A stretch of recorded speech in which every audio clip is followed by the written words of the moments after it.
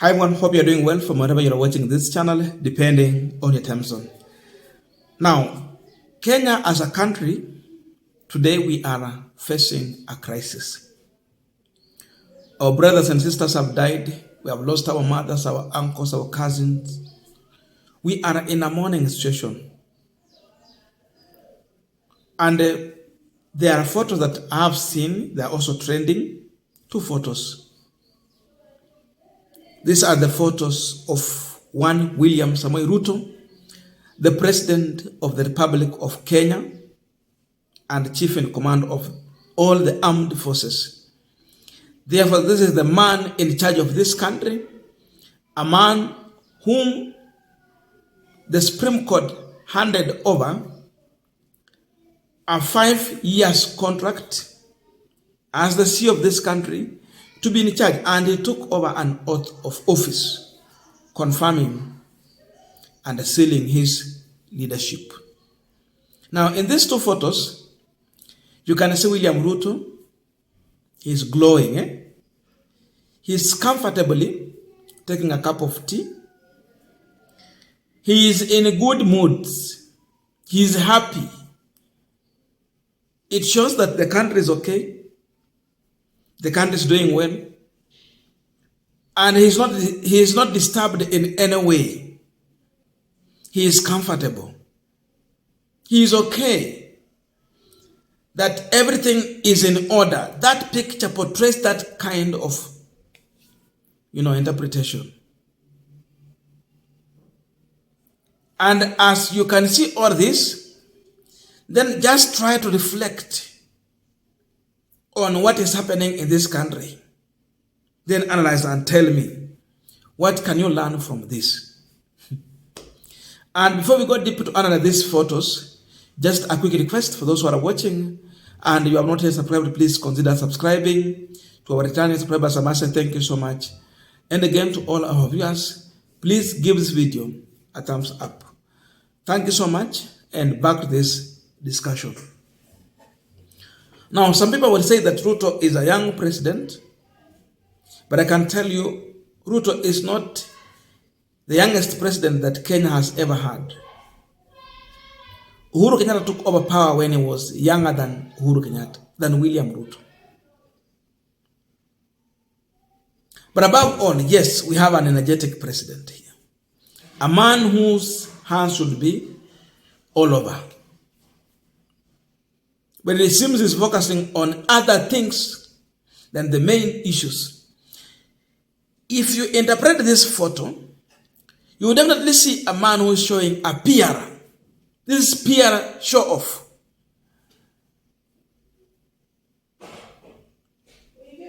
How do you apply PR in a situation whereby people are suffering, and the appearance and interpretation from the photo shows that all is well, that everything is okay? Because as I'm speaking now, according to the statistics we are getting from Myanmar, 70 people have lost their lives through the floods. 70 people. I know this number is more than this, but they will never reveal this because of other reasons that they will not tell you. So if they are sharing this figure, maybe it is times 3 or 4. But then we are told also 100 people have severe injuries. It is more than that. But they won't tell you. But if you look at these photos and you compare the situation in Nairobi, the situation in Mai Mahiu, the situation in Machakos, and elsewhere, including even Kiambu and elsewhere, do you see the connection? They don't connect. This is a happy man. He's so comfortable. But this country is mourning. We are in a mourning mood. Tunaomboleza. We've lost. Talk about Nairobi. Properties destroyed. A lot of damages. People have died. Nyumba ziko half mast na maji. Zingine zimefunikwa na maji. But we are seeing a president who is busy to show a PR exercise. When shall we get serious? He's taking tea comfortably. He's enjoying a cup of tea. It is not even time to take tea. We should not know or see what you are taking or eating. What we want to see, it is operations taking place. Even his mood does not show that he is in mourning mood. Sasa, even if other presidents elsewhere want to, they want to mourn with William Ruto. Sasa hata kwa kuomboleza, unajua inakuja paka na misaada. Hii usura ni ya kuitisha msaada mahali popote. Hii sura ya Mheshimiwa William Ruto inaitisha msaada kutoka wapi? This man is just okay. It seems like nothing wrong is happening. It's all well in Kenya. That is the interpretation of this photo. And Larry Madayo of CNN has been sharing the real situation in this country. So imagine watu wa CNN wanaona hiyo. Ingine huku Mheshimiwa Ruto na chai tu ako sawa. Kila kitu iko sawa.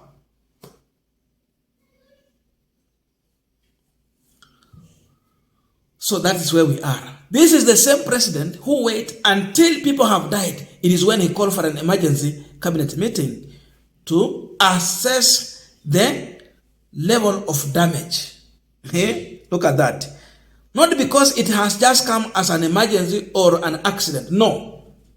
We have been in this situation for quite some time.